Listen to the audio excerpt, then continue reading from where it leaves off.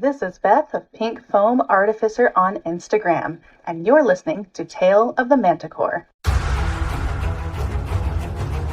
The following podcast is intended for a mature audience. Listener discretion is advised.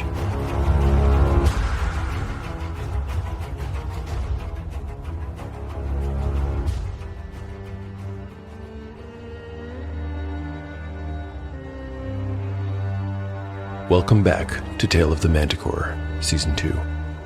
Like the creature from which it takes its name, Tale of the Manticore is a mashup, a crossbreeding between two different species of storytelling. Here, you will find the unpredictability of old-school RPG paper and dice games with the storycraft of a dark fantasy novel. No character is sacred, and no character will be spared if the dice decide their fate is at hand.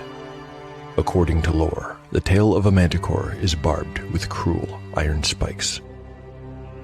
There will be much pain in the days ahead.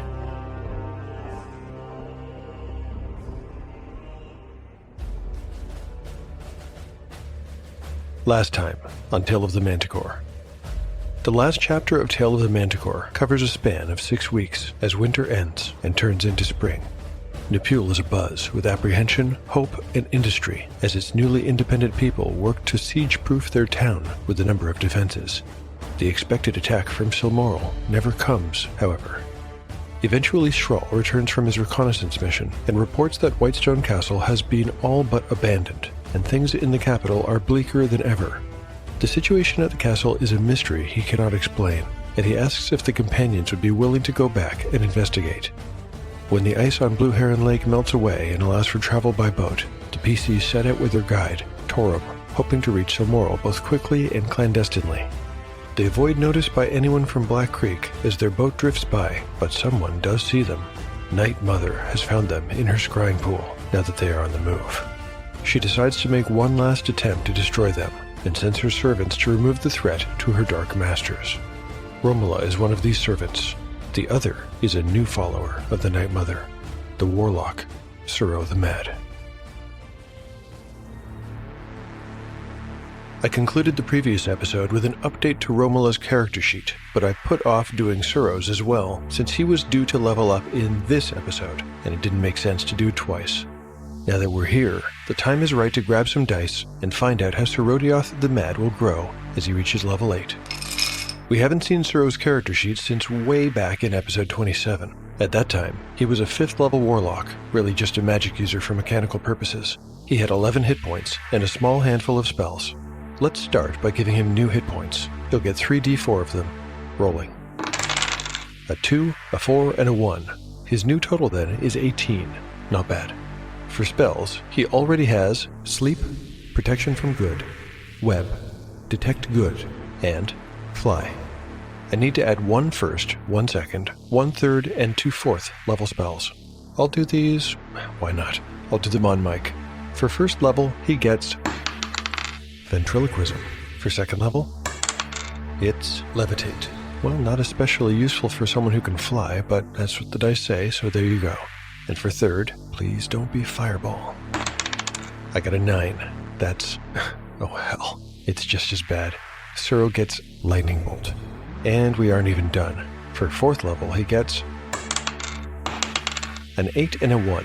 That's, oh, wow, Polymorph Self and Charm Monster. Interesting.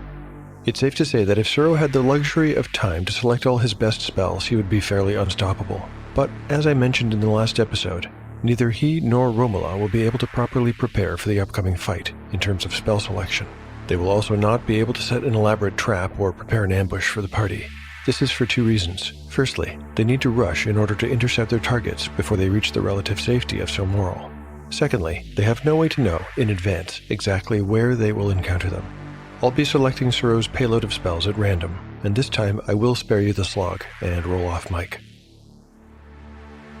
Okay, I've gone away and I am back with the list. Here's what the Warlock is bringing to the party. At level 1, Sleep and Ventriloquism times 2. At level 2, Web, Detect Good, and Levitate. At level 3, Fly and Lightning Bolt. And finally, at level 4, Polymorph Self times 2. It might seem like an odd array, but I think it does make some sense, given that Serodioth spent the second half of the winter studying under Night Mother. So, are you sick of level ups? I hope not, because there's yet one more. Shawnee reaches level 8 today as well. This'll only take a minute. Shawnee gets a d4 of new hit points with a +1 bonus for Constitution and the usual min out at half. The roll. A 3. That's 4 points and brings her to a new maximum of 30. Not too shabby. Potential stat increases are next. For strength. A 1. Intelligence? I got a 3. Wisdom. This would be a welcome improvement. I have a 2. Dexterity. A 2. Constitution. A 3. I see where this is going. Charisma. Another 2. The dice gods are very stingy lately. Have you noticed? Well, it is what it is.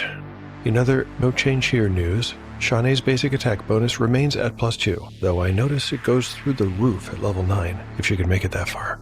Lastly, her thief skills advance across the board, and for this level they go up by about 10% each, so that's something, at least. Chapter 57, Part 1, Day 182, Early morning. Party status: Yellowfly, 39 of 39 hit points. Shawnee, 30 of 30. Jace, 37 of 37. Catsbane, 17 of 17. Bazu, 16 of 16. Spells available. Catsbane has memorized Magic Missile ×2, Invisibility, Mirror Image, and Haste. Bazu has prayed for Cure Light Wounds ×2, Silence 15-foot radius, and Bless.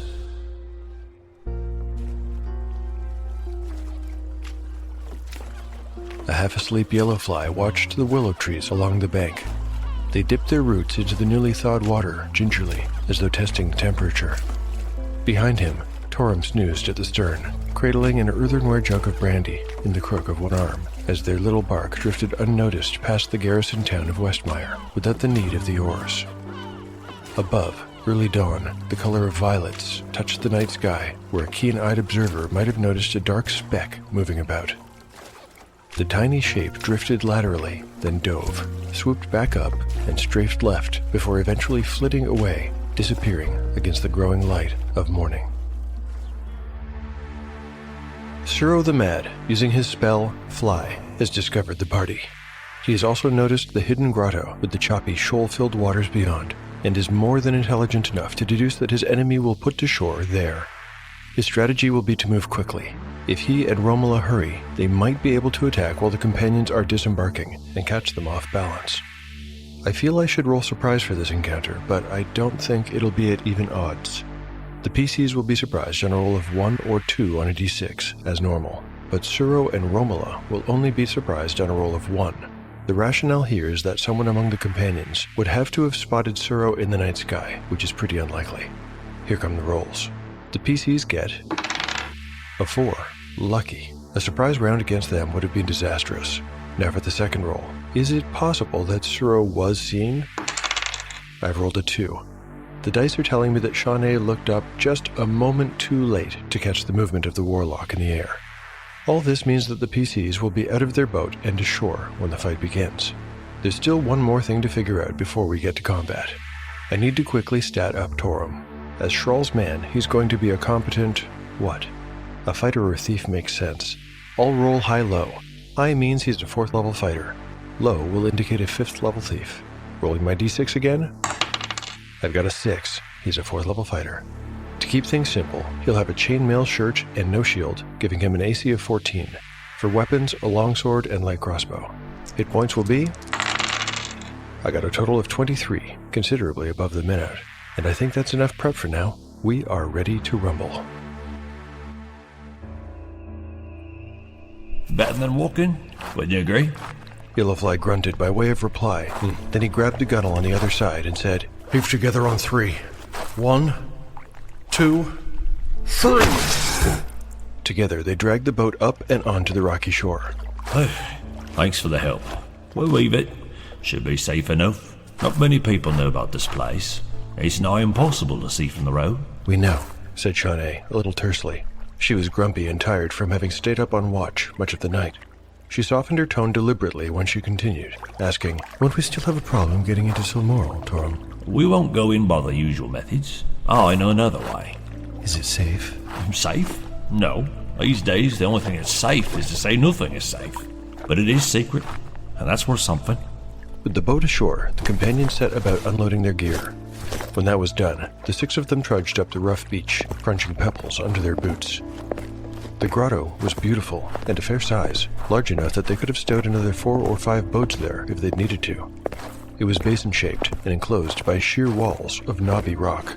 A steep rise of beach led to the only way in or out, a gap in the wall, 30 feet across and almost as high, topped with a natural rock arch. Yellowfly and Torum went first, with Jason Shawnee behind them. Catsbane and Bazu, who took a little longer in arranging their packs, brought up the rear, so it was the 2 men in front who first saw the pair of cloaked figures that appeared under the arch to block their path. Torum halted when he saw the unarmed man and woman, unsure who they were or what they wanted, but Yellowfly recognized them immediately. In a second, his sword was out. The warlock with the wild red hair spoke. His eyes, as ever, were slivers of ice, and although his voice was mild, they could hear every word. How good to see you again, little flies. This time, I offer no deal. The woman who had once worn Catsbane's face, and who had bested the companions twice before, now laughed and said, You didn't think I'd let you keep that sword, did you? The levity in her voice was gone when she continued, locking eyes first with Shawnee, then Catsbane, and sneering. I'm going to kill you 2. Slowly. But apparently these 2 had not come here to talk. Both enemy spellcasters adopted a new posture, raising their hands in the gestures of magic. Between Suro's open palms, tiny forks of blue lightning, the same color as his eyes, arced and sizzled. As for Romola, her form began to blur at the edges. Yellowfly recalled the warlock's web spell from the encounter in the Holloway, and, mistaking this for something similar, he called out to his companions to "Fan out! Spread yourselves apart!" At the same moment, Bazu fell to his knees in prayer, holding his holy symbol high, while Catsbane raised his hands, preparing to cast a spell of his own. Entering combat. This fight is going to be different from any I have played through before because it involves 4 spellcasters. I need to add a step that I normally handwave and say that even before initiative is rolled, casters will have to declare their intention. Disruption of spells is a factor I just can't ignore in this fight, as it could well make the difference between victory and a TPK. In the case of a tied initiative, I'm actually going to re-roll it, as I don't really know how simultaneous action would work concerning so much casting of spells. I also need to be careful not to metagame. Casters will know their spells, but they won't know their target's hit dice or things like that. Oh, one more thing. I haven't forgotten about Night Mother's gift to Romola. I figured out what it is, but she won't be able to use it until she gets within touching distance of an enemy. I'll explain more when the time comes, but for now, let's just get into it. Round 1. Declarations. Bazu will cast Bless. Catsbane will cast Magic Missile. Suro will cast Lightning Bolt. Romola will cast Blur. Initiative. It goes without saying that this is an extremely important roll. Suro and Romola. Oh, a 1. Now all I need to do is not roll another 1. If I do, that'll force a reroll for both sides. Here goes. The party. A 3. Yes, I'll take it. Bazu will cast his spell of Bless, and it will affect everyone, awarding a +1 to hit and damage rolls. Catsbane can now cast Magic Missile. As a 6th level mage, he gets 3 missiles now, and he can split them between targets. Of course, he'd be crazy not to do that. Suro will take 1, and Romola, who Catsbane especially hates, will take 2. Damage is 2 to 7 per missile, +1 for the Bless buff. With a wave of his hand, Catsbane peels off 3 arcane bolts in rapid succession that speed unerringly towards their targets, striking Suro for 5 points of damage and ruining his spell of Lightning Bolt. The other 2 smash into Romola for 12 points. Holy smokes. Not only did Catsbane disrupt both of their spells, he did a lot of damage too. And we aren't done either. Shawnee and Torum will fire their missile weapons, while Jace and Yellowfly sacrifice their chance to attack in order to close the distance. Come on! Shawnee will fire upon Romola. She needs a 6 or better on a d20. The roll. A 14 will hit. Her arrow slams into the illusionist for 4 plus 1 is 5 points of damage. Torum looses his crossbow at Suro. He needs a 7 to hit. The roll. An 11 will do it. 5 plus 1 is 6 points of damage to the warlock. This is unbelievable. At the end of round 1, both of Night Mother's servants' hit points are down past the halfway mark, and neither can take any further actions this round. I think I need to make a morale check. Given that they have a very specific order from someone they both respect and fear, I'm putting the morale high, and I'm rolling separately. The numbers to beat will be 10 for Suro and 11 for Romola on 2d6. A 9. He certainly thinks about running, but stands his ground. He's not beaten yet. And Romola? A 6. Retreat doesn't even enter her mind. She's too furious to consider it. And that is it for round 1. Let's continue to round 2. Declarations.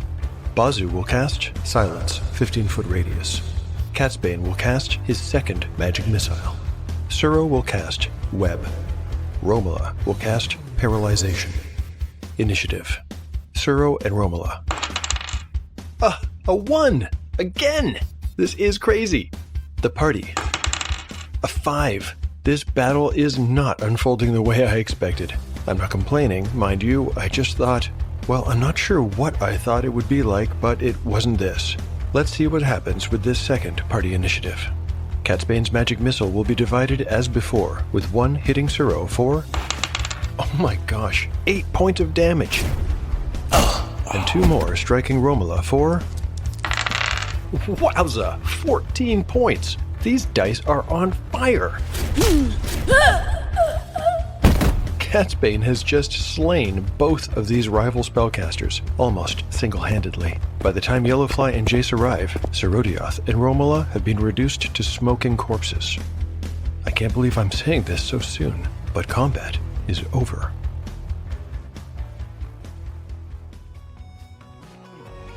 Hi, we're the Rolled Standard. We're a tabletop role-playing game actual play podcast that plays and reviews games, and over the last 3 years and 150 episodes, we've played games such as Call of Cthulhu, Numenera, Lycoma, Merc Borg, Pirate Borg, Mothership, Kids on Bikes, Frontier Scum, Merc Borg, Starfinder, Boston, Mutant Crawl Classics, Monster of the Week, Viking Death Squad, and Merkborg. New episodes every other Friday, and on the off Fridays, our sister show, Flail to the Face, where we play nothing but Merc Borg. Surprise, surprise. So swing through for fun, friends, and chaos. And remember, don't sniff glue. Merkborg. That fight. The more I think about it, the more I'm convinced it basically came down to a coin toss. Whoever won the first initiative got a tremendous advantage, and when the PCs won the second initiative as well, that cinched the deal. I don't see myself as a pessimistic person, but I was mentally preparing myself for the possibility of losing 1 or even 2 characters before I played through that combat. Suro and Romola had a few spells that could have made things go very badly in the other direction. I have it in mind that some listeners might be wondering, why didn't Suro cast Protection from Good on himself before the fight? Why didn't Romola do the same with Blur? Good questions, and I do have an answer. As the combat drew closer, I wanted to stress that Suro and Romola would have to rush in order to maximize their chance to surprise their enemies. The odds were in their favor on that surprise roll, too. They just didn't win it. Bad luck for them. Actually, if they had cast those spells in advance, it wouldn't have made any difference. They still would have had their new spells disrupted. One other question that might be in the air. Why didn't Romola at least try to lead with her best spell, Rainbow Pattern? The reason is that it would have affected her ally, given their proximity to one another. All in all, I think Suro and Romola acted correctly, that is to say, in their own best interests. But between the surprise and initiative rolls, they just got unlucky. 3 times in a row, and that was good news for the PCs. Chapter 57, Part 2. Day 182. Morning. Party status. The party status is unchanged. Yellowfly stood over the two fallen bodies of their enemies and slowly turned. He mouthed something, but made no sound. Nearby, Bazu lowered his holy symbol, and their leader's voice suddenly became audible mid-sentence. Hunting us all this time. Well, I had no idea that they were working together. Nobody was really paying attention. Most of the others were looking in wonderment at Catsbane. The young mage was staring at his own hands, as if trying to decide who they belonged to. Torum was a veteran of a dozen battles, but he had never seen a fight like that before, and he held the whole party in new regard. Do you have many enemies like these? He managed. Nobody replied. Shani replaced an arrow in her quiver and shouldered her bow. Let's get going. I'm suddenly feeling a little exposed out here. Torum looked up to see Shanae walking right past him and towards the bodies of the two defeated spellcasters. Not yet, she said. They might have something we can use. She rifled through the corpse's belongings without ceremony, throwing things aside and pocketing certain items as she went. Anything? Asked Yellowfly, standing nearby and bending to help. Not much. They were traveling light. Just a bit of food, a handful of coins. Here, count these. She handed a small stack of gold and silver bits to Yellowfly and went back to rummaging. Oh, here's something. The woman's got a ring. Just copper. Could be valuable, though. With no effort to preserve the dignity of the dead, Shanae tried to twist the ring off the woman's right hand. It stuck at the knuckle, but Shanae yanked it free. Ugly little design on it. Looks like a spider. She pulled off one of her gloves and tried to wear the ring, but for some reason struggled to get it on. Her face scrunched up in frustration. Doesn't it fit? Asked Yellowfly. No, it's not that. It's like there's something inside the ring that won't let me put it on. What do you mean inside? It's a ring, isn't it? Yeah, it's a ring, but... She tried again and failed. It's like the air is hard in there. I can't get my finger in. Here, you try. She passed the copper band to Yellowfly, who inspected it with a frown and then tried to slip it over his finger. He encountered the same strange phenomenon. That is strange indeed. It must be some kind of magic. Catsbane, do you want to come look at this? The magic user walked over reluctantly, his eyes never leaving the pair of bodies. Can you make sense of this? Catsbane held out his hand and took the ring from Yellowfly. Wordlessly, and with ease, he slipped it over his right index finger. The ring the PCs have discovered is, of course, the gift that Night Mother gave to Romola to help her take the Silverthorn out of play, for it is the sword, not the companions themselves, that concerns the hag. There's definitely more to this weapon than has been revealed so far, but we'll learn more about that later on. For now, let's have a look at Catsbane's new ring. This is a magical item called the Spiderbite Ring. It's a copper band with a Black Widow design etched into it. It can only be used in close combat, worn on any finger of the dominant hand. When it touches an enemy, the Spiderbite Ring delivers a sharp blast of arcane energy that does 1d6 plus 1 points of damage. A successful to-hit roll is required. The ring has a special power, too. On a natural 20, instead of doing critical hit damage, it does only regular damage, but it injects a magical toxin into the victim that forces them to save versus poison or suffer an immediate and painful demise. The Spiderbite Ring was created with the help of demonic powers, and as such, it cannot be used by any character of good alignment. Yellowfly, Shanae, Jace, and Bazu are all good aligned, but Catsbane is actually neutral. It's true that I don't really use alignment in Tale of the Manticore. I rarely have any use for it, to be honest. That said, in the case of something like this, where there's a magical item attuned to a certain alignment, I suppose it does have its place.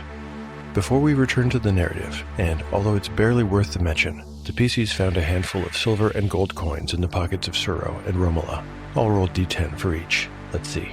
They found 6 gold and 9 silver pieces. All taken with all, the 5 of you have names as strange as your enemies. Torum had recovered his flippant attitude now that an hour or so had passed since the strange encounter. Despite posing question after question during this time, he had received little by way of answers. The companions only said that the pair were somehow associated with the Winking Eye, and that they had fought each of them on separate occasions. After leaving the grotto, the companions had not made for the west road that connected Westmire to Silmoral. Torum had instead led them up a steep scarp over an abutment, across a reedy marsh where their boots became sodden and the mud squelched and belched under their steps, then back up a slope of bare rock and into the lee of some ancient willows. He stopped every now and then to get his bearings and to rediscover a path the others could not see. All right, Since you'll not tell me any more about those two, perhaps you'll tell me how you came by your unique and interesting names. I'll wager there are rich stories behind them. Yellowfly, why don't you start? What's that? Asked Yellowfly, ignoring the question and pointing ahead. Oh, that's just what I've been looking for. You've a keen eye, Mr. Fly. Torum ranged ahead in the direction Yellowfly pointed and stopped at a boulder atop which a small pyramid of stones and shells had been stacked. When the group caught up, Torum explained. This is called the Ishtar.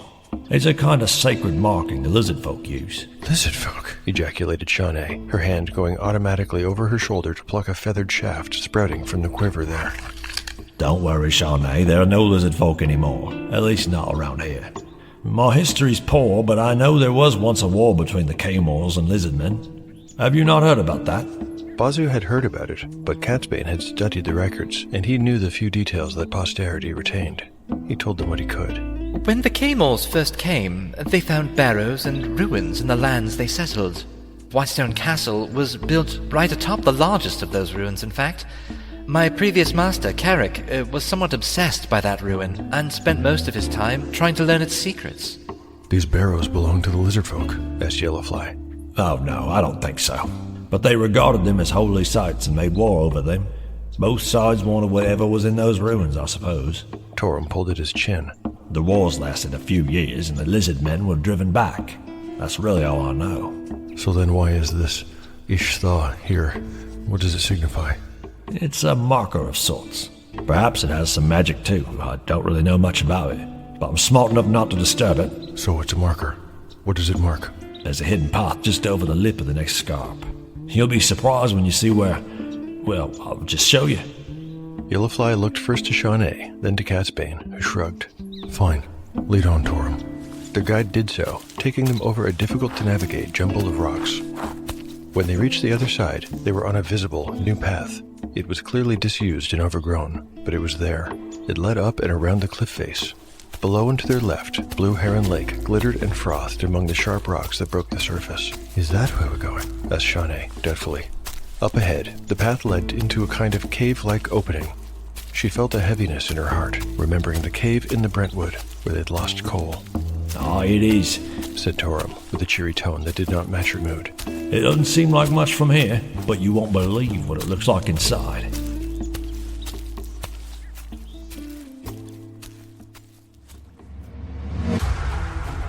Thanks for listening to Tale of the Manticore. If you're enjoying the show and would like to help to support it, there are lots of ways to do so. You can recommend it online or to friends. You can like and repost episode announcements on social media. You can pick up One Shot in the Dark, the Pendulum World Building Tool, or Encyclopedia Manticorica on DriveThruRPG. And finally, you can rate or review the show on your podcatcher of choice. Every time someone lets me know they like what I'm doing, I feel grateful and inspired. I'd like to read one of your kind reviews right now. This one was posted on Apple Podcasts by KRReed88.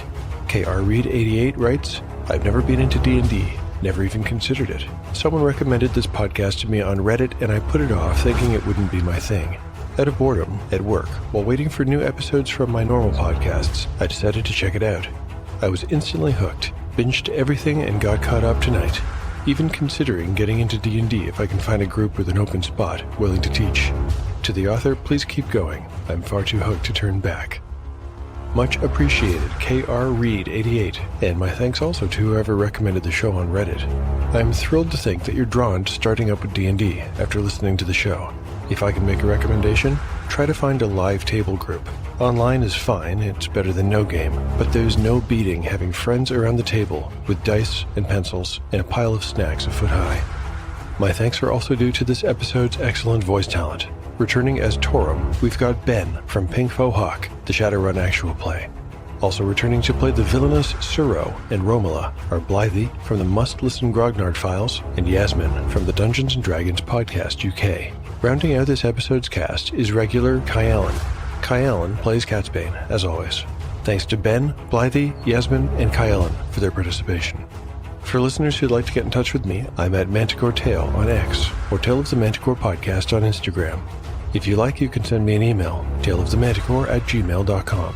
Finally, I keep a blog where I post all kinds of show and RPG-related stuff, like art, maps, tables, crafts, and show notes. You can find it at taleofthemanticore.blogspot.com. The adventure will continue on the next episode of Tale of the Manticore. It's the story where chaos rolls.